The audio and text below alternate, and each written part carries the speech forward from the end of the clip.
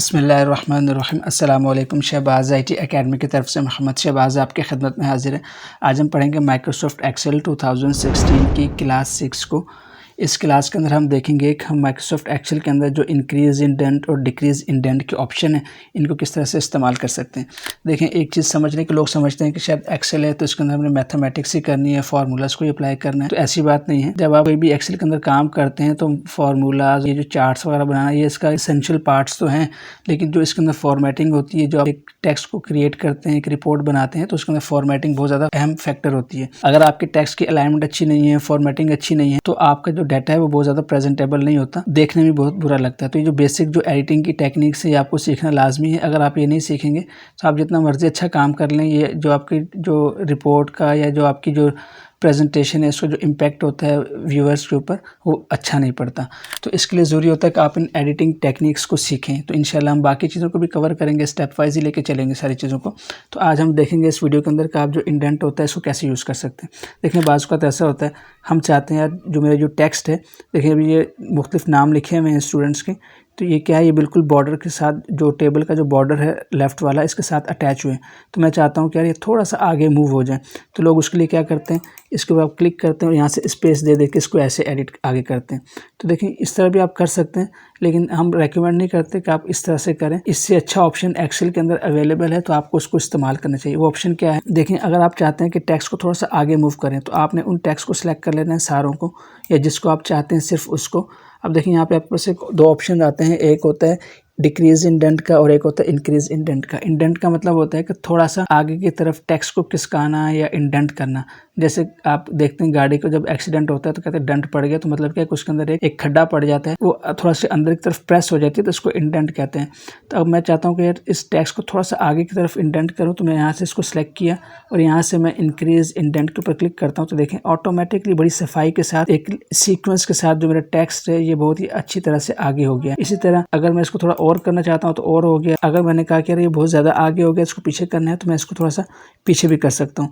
तो इस तरह से आप इस इंडेंट के ऑप्शन को यूज़ कर सकते हैं। और बहुत बार ऐसा होगा, बाज़ का हम इंटरनेट से कुछ चीज़ें डाउनलोड करते हैं, कोई डाटा डाउनलोड करके यहाँ पेस्ट करते हैं, तो हमें बहुत बार ऐसा होता है कि यहाँ पे देखिए टेक्स्ट थोड़ा सा आगे। अब मैं क्या करता हूँ, लोग समझते हैं शायद स्पेस दिया हुआ है, तो यहाँ पे बैक स्पेस प्रेस करते रहते हैं यहाँ पे कर्सर रखने के बाद, लेकिन वो पीछे जाता नहीं है। क्यों? ये स्पेस नहीं दिया हुआ, ये इंडेंट का ऑप्शन यूज़ किया हुआ है। तो बहुत से लोग इस तरह से भी कंफ्यूज रहते हैं। अगर आप उनको कोई ऐसी शीट मिले जिसमें जो टेक्स्ट है वो थोड़ा सा आगे की तरफ हुआ हुआ है, तो समझते हैं शायद ये स्पेस दिया हुआ है, तो उसको जो है वो क्लिक करके स्पेस मिटाने की कोशिश करते हैं। तो उनको पता नहीं होता कि ये स्पेस है या क्या है, तो इसकी वजह से उनको बहुत परेशानी होती है। और बहुत से लोग तो ऐसे देखें जो छोटी सी परेशानी की वजह से पूरा डाटा डिलीट करते हैं, दोबारा से कॉपी पेस्ट करते हैं या दोबारा से टाइप करते हैं। तो इसके लिए जब भी आप डाटा को देखें, यार ऐसा डाटा है जो थोड़ा सा आगे की तरफ हुआ हुआ है, तो आप पहले कोशिश कर इसको बिल्कुल शुरू में कर्सर रखें, उसको डिलीट करके चेक करें कि क्या ये स्पेस है कि नहीं। अगर ये स्पेस नहीं है तो फिर आप समझ जाएं कि इसके अंदर इंडेंट की जो सेटिंग है वो अप्लाई की हुई है। इसको आपने कम करना तो आप सेलेक्ट करेंगे, सेलेक्ट करने के बाद आप पीछे की तरफ कर सकते हैं। तो इसी तरह बाज़ का ऐसा होता है, जैसे हमारे पास जो टेक्स्ट है सेंटर अलाइन है, तो बाज़ का ये थोड़ा सा आगे की तरफ हो रहा होता है, इस तरह से करके यूँ। तो इसमें भी लोगों को कन्फ्यूजन होती है कि यार ये स्पेस ज़्यादा दिया हुआ है, तो लोग स्पेस मिटाने की कोशिश कर रहे होते हैं ऐसे करके, लेकिन वो मिटता नहीं है। तो ये जब ऐसी चीज़ हो तो उसको आप समझ जाएं कि इंडेंट का ऑप्शन अप्लाई किया हुआ है, आप इसको बैक कर सकते हैं इस तरह से करके। और अगर आपने एक इंडेंट अप्लाई किया है, जैसे फ़र्ज़ करें मैंने इसको यहाँ पर इंडेंट किया हुआ है, और मैं अगर इसको जब यहाँ से अलाइनमेंट से सेंटर करूँगा तो ये ऑटोमेटिकली इंडेंट ख़त्म हो जाएगा और सेंटर हो जाएगा। राइट लेफ़्ट करूँगा तो लेफ़्ट हो जाएगा, राइट करूँगा तो राइट हो जाएगा, सेंटर करूँगा तो सेंटर हो जाएगा।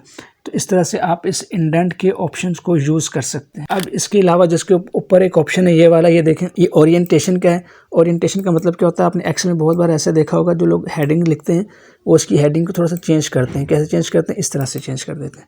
आपने ऐसी हेडिंग्स देखी होंगी एक्सेल में बहुत बार, अगर आपने डाटा को शीट्स देखी हैं तो आपने ऐसी हेडिंग्स देखी होंगी। तो इसको ओरिएंटेशन कहते हैं कि आप टेक्स्ट की जो हेडिंग की ओरिएंटेशन है चेंज कर सकते हैं। अब ये तकरीबन जो है 45 डिग्री के एंगल के ऊपर जो मूव हो गया टेक्स्ट, इस तरह से आप इसको चेंज कर सकते हैं। क्लॉकवाइज, एंटी क्लॉकवाइज आप इसकी यहाँ से मूवमेंट को कंट्रोल कर सकते हैं। क्लिक करेंगे अप्लाई होगा। इस तरह से आप इसको वर्टिकल भी दे सकते हैं। आपने कभी ऐसे देखो नेम लिखा हो क्लास, इस तरह से, तो यहाँ से आप जो टेक्स्ट की ओरिएंटेशन है ये चेंज कर सकते हैं। देखिए इस तरह से चेंज कर सकते हैं। और ये मुख्तलिफ ऑप्शन है जो कि टेक्स्ट में देखे होंगे आपने। बाज़ का तो ऐसा होता है हमारे पास यहाँ कॉलम बहुत ज़्यादा होते हैं, तो हम क्या करते हैं, यहाँ पे हेडिंग की जगह नहीं आ रही होती, लेकिन टेक्स्ट देखे नीचे थोड़ा है, यहाँ पे हेडिंग ने ज़्यादा जगह घेरी है, तो उसके लिए हम क्या करते हैं, हम इसको वर्टिकल कर देते हैं। किस तरह से कर देते हैं, हम इसको इस तरह से कर देते हैं। यूँ करके। इसमें क्या होता है कि हमारी जगह बचती है और इस तरह से हम मज़ीद कॉलम्स ऐड करते हैं। जब हम अटेंडेंस शीट वगैरह बनाते हैं तो फिर हम ये सेटिंग्स को अप्लाई करते हैं। अब इसमें क्या है कि अगर हेडिंग इस तरह से भी आ जाए तो पढ़ने में आसानी होती है, लेकिन उसमें ये होता है कि हमारे पास जो है वो टेक्स्ट ज़्यादा आ जाता है, ज़्यादा कॉलम्स हमारे पास ऐड हो जाते हैं। तो ये टेक्स्ट की ओरिएंटेशन है जिसको आप जो है वो कंट्रोल कर सकते हैं इन ऑप्शंस की मदद से। इसी तरह एक और ऑप्शन है ये वाला, इसको आप देख लें, left to right, right to left text direction है। अगर आपके पास जैसे फ़र्ज़ करें मैंने यहाँ पे उर्दू की और इंग्लिश 2 लैंग्वेज यूज़ की है, मैं उर्दू का काम भी करता हूँ, इंग्लिश का भी करता हूँ। तो अगर आपने ये ऑप्शन सॉल्व किए हुए हैं उर्दू वाले भी, तो आपके पास यहाँ पे डायरेक्शन आती है उर्दू की भी और इंग्लिश की भी। अगर आपने उर्दू लिखनी होगी तो आप राइट टू लेफ़्ट रखेंगे, इंग्लिश लिखनी होगी तो लेफ़्ट टू राइट रखेंगे। इस ऑप्शन को फ़िलहाल आप छोड़ दें, अमूमन लोग उर्दू को यूज़ नहीं करते। तो इंशाल्लाह जब मैं आगे पढ़ाऊँगा, एडवांस की तरफ हम जाएँगे तो फिर हम इन चीज़ों को एक्सप्लेन करेंगे, जहाँ पे हम उर्दू भी लिखेंगे। बहुत से फॉर्मेट ऐसे होते हैं जो हम उर्दू में डिज़ाइन करते हैं। मिसाल के तौर पर मैं एक मदरसे में काम करता हूँ, तो हमारे पास जो स्टूडेंट का डाटा है, जो अटेंडेंस शीट्स हैं, वो सारी हम उर्दू में बनाते हैं। तो उसके लिए हम उर्दू के अंदर पूरा एक्सेल का लेआउट चेंज करते हैं। मिसाल के तौर पर कैसे, आपको थोड़ा सा एक आइडिया दे दूँ।